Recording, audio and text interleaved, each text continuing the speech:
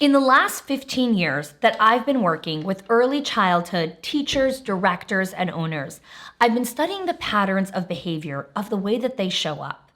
Now, I've scripted through multiple difficult conversations in some other episodes, so make sure to check those out after you watch this episode. In the time that I've been listening to these conversations and really taking down data, I've come across what I call the 4 shields of the difficult conversation.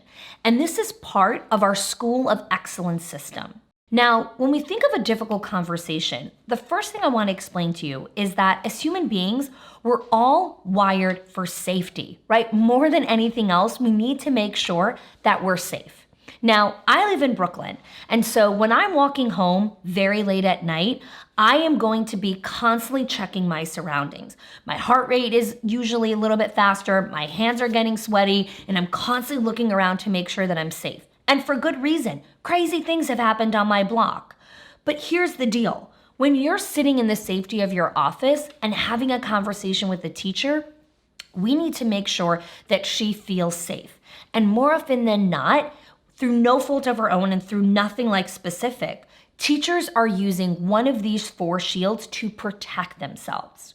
So let's go into what those 4 shields actually are. Well, the 4 shields are blaming, crying, victimhood, and deflection. And for today's episode, we're going to be focusing on blaming. Hey there, if you are a school leader, then I know that over the past couple months, you've had some type of encounter with emotional volatility. Our staff and families have endured a catastrophic trauma, which is an ongoing traumatic experience that has no end date. We are still in the midst of this global pandemic, and the return to school is imminently approaching.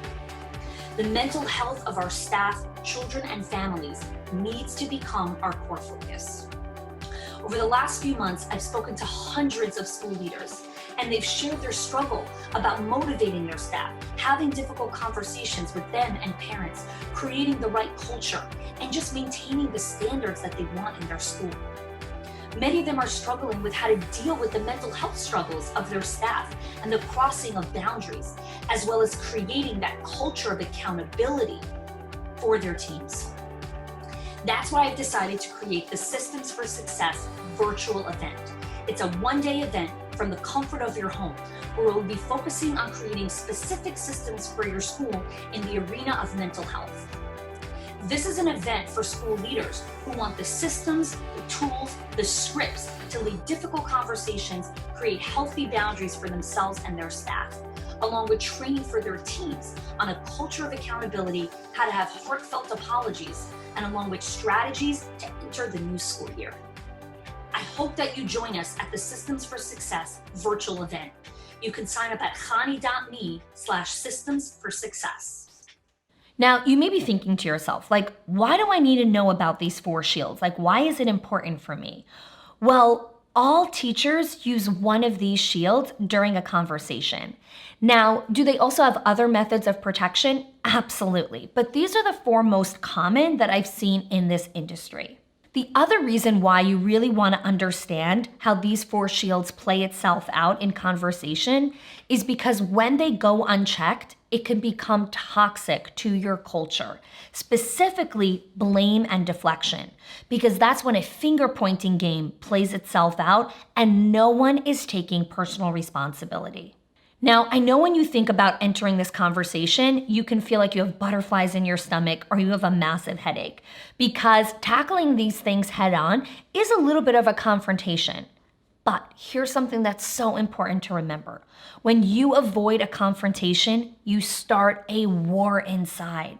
And so not having these conversations and not stepping up and holding people accountable, you actually start a war with inside yourself that seeps and filters through into every part of your culture. So we have responsibility as leaders to make sure that we know how to own these conversations. And through the 4 shields, the more you understand how your people are showing up, the better equipped you're going to be and have the skills that you need to enter these conversations like a pro. So let's get started with the first shield is blame. Okay, number 1, let's call it as it is. We all blame. You do, I do, everybody does. We all have certain components where we blame people. When there's blame, there's no learning. And I don't have to tell you that. The challenging part is that we learn how to blame people very early on in our life, right? So think about it. When you're a little kid, mommy comes home and says, hey, who touched my car keys? Hey, who spilled the milk? Hey, why is there a pot on the stove and something's burning, right? And it's not that we're trying to assume responsibility on our kids. It's more about that's just the choice of words that we're using when we walk in and we're trying to figure out what happened. So blame is a very common part of our culture. The other reason that blame is such a huge part of our culture and why it's so hard to get rid of is because it's been a really effective strategy growing up. When you blame your sibling, the dog, the neighbor, anyone else who ate your homework, who spilled the milk, who didn't eat their green beans, or whatever it is. And then as you grow up and become a teenager even, when you get blamed, what do? You get a lot better at hiding your mistakes. And so because we know when there's blame, there's no learning, as leaders, we want to eradicate blame from conversations and from the way that our staff are choosing to show up in their day. So if we want a school of excellence, then we have to get started with people taking personal responsibility for their actions. So today I'm going to share with you 2 very specific ways that you can do this in your school with success. So the first one is self-reflection. Why? Because when there's judgment and criticism, it's really hard to see things clearly, right? We feel cornered into the wall and we're like, oh my God, just get me out of here. And so your first step in helping the teacher who keeps finger pointing and blaming other people is to help her become self-reflective. How do we do that?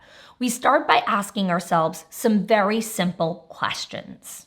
Question number 1, what information am I missing that would help me understand this teacher's behavior better? Question number 2, what pressures are they under personally that might be affecting their choice of why they're choosing to blame instead of assuming personal responsibility? Now, if you don't know what pressures they might be under personally, this is where knowing how to run effective staff meetings, one-on-ones, classroom observations, all of those are all things that we teach you in our directors in our circle. Question number 3, what structure or policy do you have in place that might be creating an effect on why the teacher is blaming somebody else? So the reason we want to start with these reflective questions is because it starts with us, right? Remember, the ripple effect begins with you. So before we put the onus on the teacher, let's turn ourselves internally and ask ourselves these questions so we can help the teacher now take responsibility for herself. In order to have the teacher take responsibility, we have to take responsibility first. So my second strategy is let's stay in the lane of what we can control.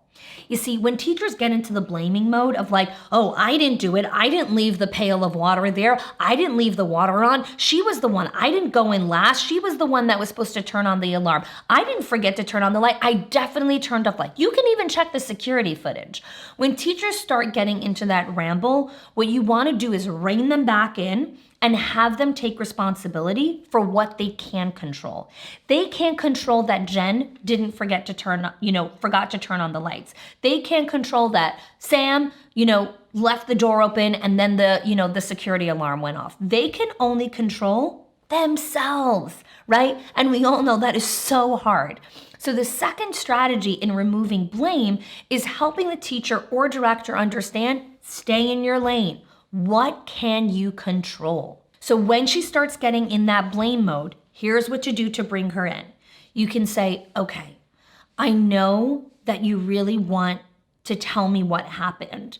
However, what's really constructive for us right now is let's focus on the future of what we can control, because blame lives in the past. You can't control what happened on that day.